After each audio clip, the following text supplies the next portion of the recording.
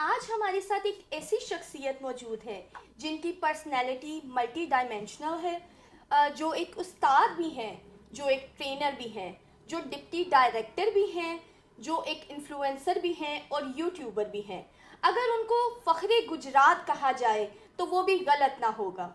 अस्सलाम वालेकुम नाज़रीन, मैं हूँ कायनात शौकत जीएनसी ग्लोबल के प्लेटफॉर्म से। मेरे साथ आज एक बहुत ही ख़ास शख्सियत, एक ख़ास गेस्ट जो है वो मौजूद हैं, sir Ali Awais bond. Sir कैसे हैं आप? अल्लाह का शुक्र। सर पहले तो बहुत शुक्रिया आपके कीमती वक्त का कि आपने कीमती वक्त से टाइम निकाला। और मेरा आपसे जो फर्स्ट क्वेश्चन है वो ये है कि जो एक मुकाबले का इम्तिहान सीएसएस का जो एग्ज़ामिनेशन है उसमें आप स्टूडेंट्स को टीच कर रहे हैं, उसका ख्याल आपको कैसे आया? बेसिकली कायनात, पहले तो मुझे इनवाइट करने का शुक्रिया। इस तरह से है कि मैं यूनिवर्सिटी ऑफ नारोवाल में मैंने पढ़ाना शुरू किया 2016 के अंदर। तो वहाँ पे जब मैं पढ़ा रहा था तो बड़ा अच्छा था, मुझे बड़ा अच्छा लगता था पढ़ाना, कंट्रीब्यूट करना और सिखाना। लेकिन मुझे ऐसा लगता था कि जो सर्व करने का कैनवस है वो छोटा है। मैं अपने सर्व करने के कैनवस को बढ़ाना चाहता था। मैं चाहता था कि मैं ज़्यादा कंट्रीब्यूट करूं, मैं सर्व करने का कैनवस बढ़ाऊं और मेरी ज़िंदगी की और लाइफ की अकम्पलिशमेंट्स भी ज़्यादा हों।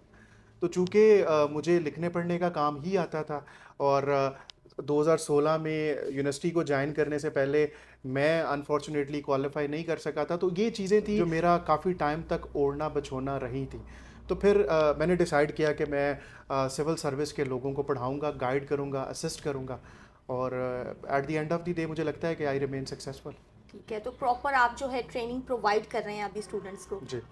अच्छा सर, मुझे ये बताइएगा कि पाकिस्तान में टोटल कितने स्टूडेंट्स हैं आपके जो सिविल सर्विसेज में डिफरेंट डिपार्टमेंट्स में सर्व कर रहे हैं? कायनात, मुझे ऐसा लगता है मैंने कभी ऐसे कैलकुलेट तो नहीं किया, लेकिन रफली मुझे लगता है कि 200 से ज़्यादा मेरे स्टूडेंट्स हैं जो पाकिस्तान के डिफरेंट गवर्नमेंट डिपार्टमेंट्स के अंदर हाई डेजिग्नेशन पे सर्व कर रहे हैं।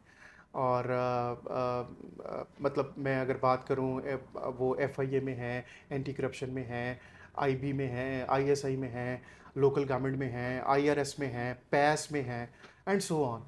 तो डिफरेंट डिपार्टमेंट्स में वो माशाल्लाह सर्व कर रहे हैं। मतलब आपने फिर खूब पैसे कमाए हैं, क्योंकि लोग लाखों कमा रहे हैं टीच करके।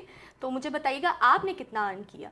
अच्छा, सरप्राइजिंगली ऐसा है कि कायनात, मैंने कोई भी पैसे अर्न नहीं किए। जैसे मैंने आपसे पहले शेयर किया कि शुरू में जब मैंने पढ़ाना स्टार्ट किया, अपनी प्रोफेशनल करियर का स्टार्ट किया, तो मुझे लगता था कि मैं सर्व करना चाहता हूँ और मैं अपने सर्विस के कैनवस को बढ़ाना चाहता हूँ। तो मुझे लगा कि this is the right place जहाँ पे मैं सर्व कर सकता हूँ।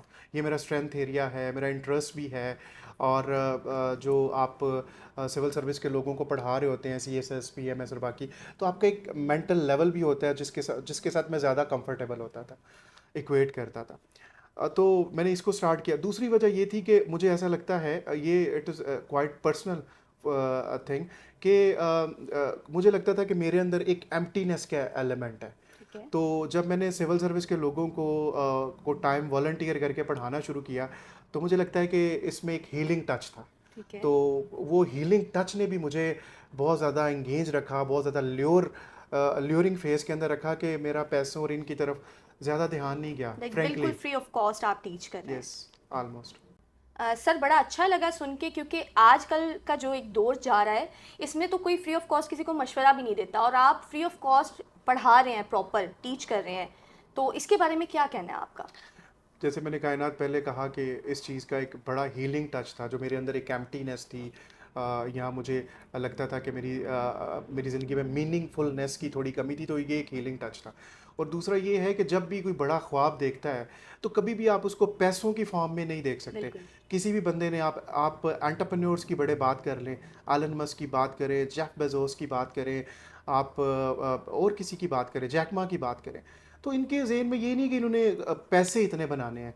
मतलब उनके, अगर आप एलन मस्क की बात करें, वो कहता है कि मैं इंसान को मल्टी प्लानिटरी स्पीशी बनाना चाहता हूँ। उसका ये विजन है। मैं बिल्कुल। पूरे दुनिया को फ्री इंटरनेट देना चाहता हूँ, ये बिल्कुल। विजन है। बाकी चीज़ें, पैसा, ताकत, बाकी चीज़ें ये बाय प्रोडक्ट होती हैं जब आप जो साथ आ जाती हैं, ठीक है। बिल्कुल। तो मेरा ख्याल है कि कोई भी इंसान अगर वो पैसों को तोल के, पैसों को सामने रख के कोई बड़ा ख्वाब देखता है, तो मेरा नहीं ख्याल वो उसमें कामयाब हो बिल्कुल। पाता है। अच्छा सर, मुझे ये बताइएगा कि यहाँ पर लोगों का ये मानना है कि जो मुकाबले का इम्तिहान है, इसको पास करना बहुत मुश्किल है। लोगों ने बड़ी एक इसको लेकर कह लें कि अलग ही हाइप क्रिएट की हुई है। तो आपका इसके बारे में क्या कहना है कि इसको पास करने में सबसे अहम चीज़ क्या है?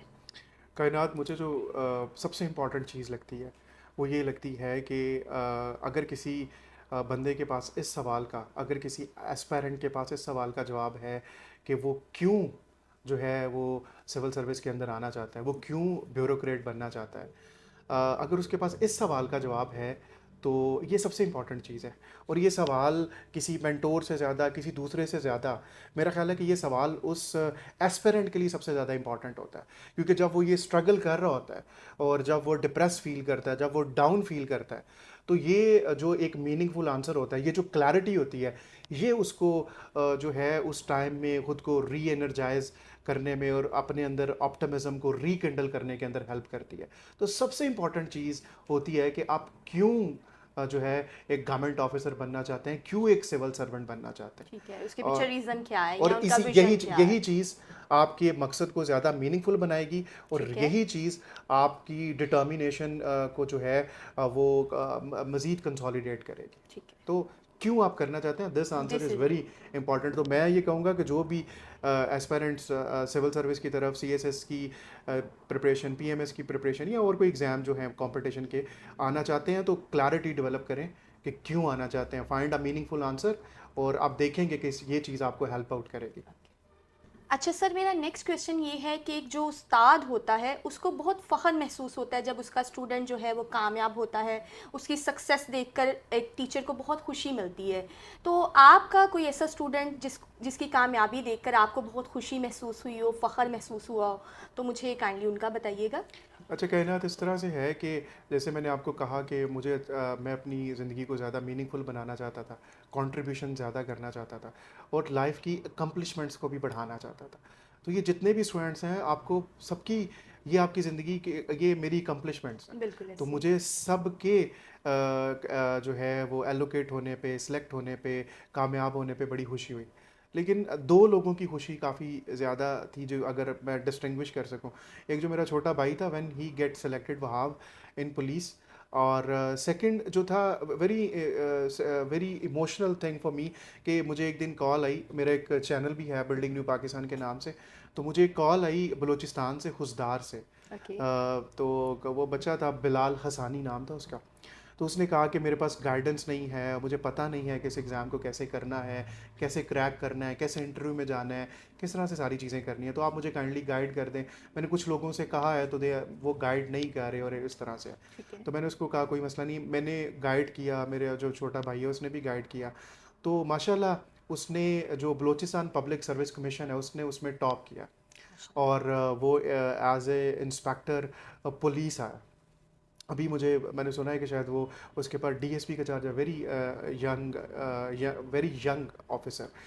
इसमें दो चीज़ें थी, कभी मैंने सोचा नहीं था कि वो बलूचिस्तान में रहता है, मैं कभी उससे मिल भी सकूंगा, देख भी सकूंगा, बात भी हो सके। It was absolutely a selfless contribution कि मैं उसको किसी, और बड़ा ईगर था, मैंने भी हेल्प की, मेरे भाई ने भी हेल्प की। सर सॉरी फॉर इंटरप्शन, मुझे बताइएगा कि जैसे आप बता रहे हैं वो बलूचिस्तान से हैं, तो आपने उनको ऑनलाइन ही गाइडलाइन दी या प्रॉपर वो आए आपके पास आपको मिलने, या किस तरह से आपने उनको गाइड बेसिकली किया? जैसे मैंने आपको बताया कि मेरा एक यूट्यूब चैनल भी है बिल्डिंग न्यू ठीक है। पाकिस्तान के नाम से, उसी के थ्रू हमारी कोऑर्डिनेशन हुई। ठीक है। तो एक तो ये था कि मुझे लगा, मुझे भी अच्छा लगा कि यार मुझे कि उससे, लोग देख रहे हैं आपको, लाइक आपसे आपके चैनल के थ्रू वो लर्न कर रहे हैं। नहीं ये तो लोग देखते हैं, बिल्कुल। लेकिन ज़्यादा इम्पॉर्टेंट ये था कि मुझे नहीं लगता था कि मैं कभी उससे मिल सकूंगा। That okay. Was absolutely a selfless effort, ठीक है। किसी भी तरह की कोई ठीक है। नहीं थी।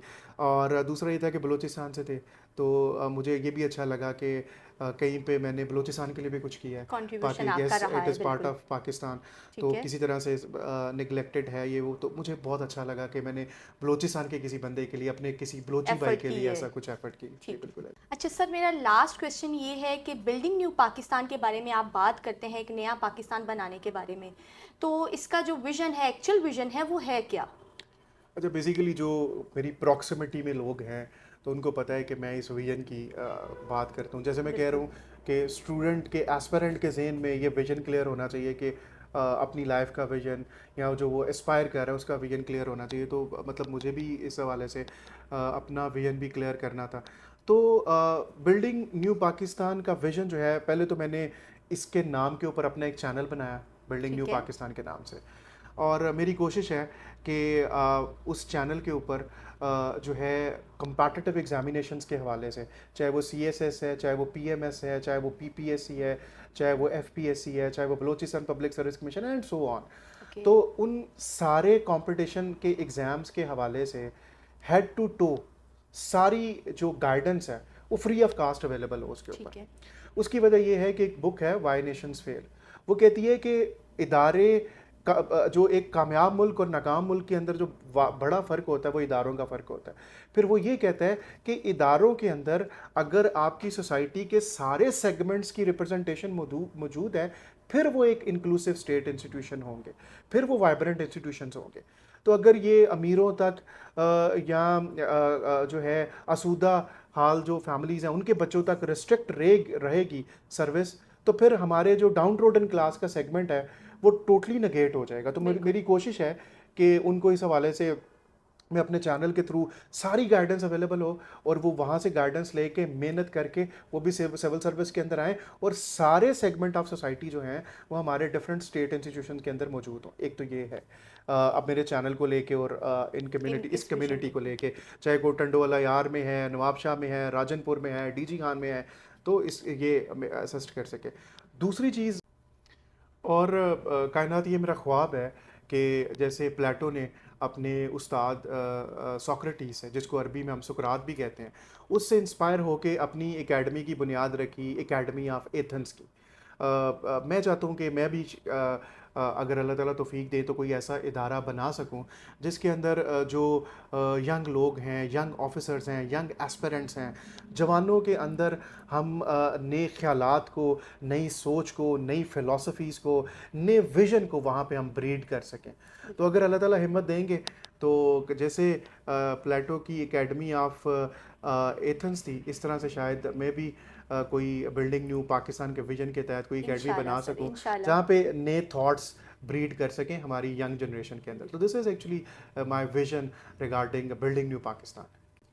Thank you so much sir. मेरी और मेरी टीम GNC ग्लोबल चैनल की तरफ से मैं बहुत शुक्रगुजार हूँ आपके टाइम के लिए भी, और नेक तमन्नाएं हमारी तरफ से। आपके फ्यूचर गोल्स जो हैं, जो भी आपका विजन है, अल्लाह पाक आपको बहुत कामयाब करे और इसी तरह आप लोगों को सर्व करते रहें। बहुत शुक्रिया, thank you very thank you much. So much.